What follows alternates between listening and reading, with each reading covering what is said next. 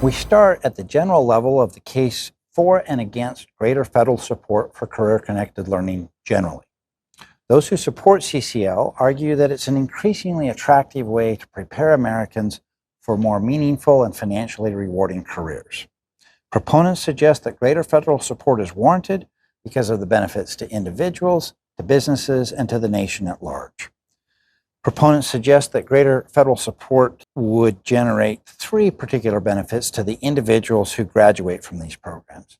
First, they point to research indicating that earnings do go up as a result of completing these programs.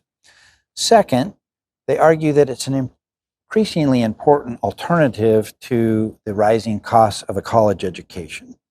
And third, they argue that CCL is attractive because it takes much less time. They note that there are many who have financially dire circumstances that make it simply unrealistic that they take the time to do a 4-year expensive college degree.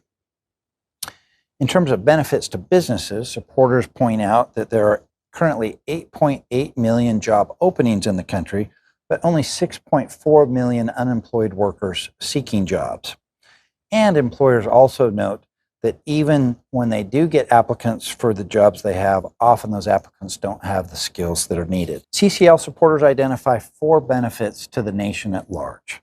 First, they argue that it will boost the economy even beyond the boost for the graduates of these programs by making more Americans more productive and thus growing the economy generally for all of us.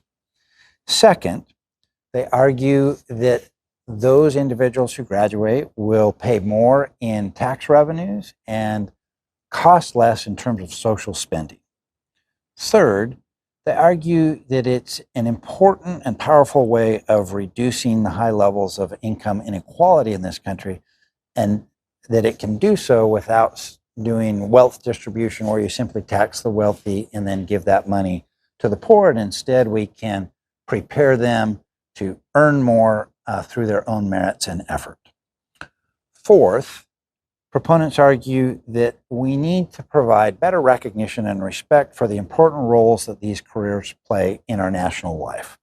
They point out that we currently provide $112 billion per year for the 40% of Americans who seek a college degree, while providing only $7 billion per year for the 60% of Americans who don't seek those degrees. So they suggest that an important place to start in showing these individuals the respect they deserve is a change in policy that recognizes their importance.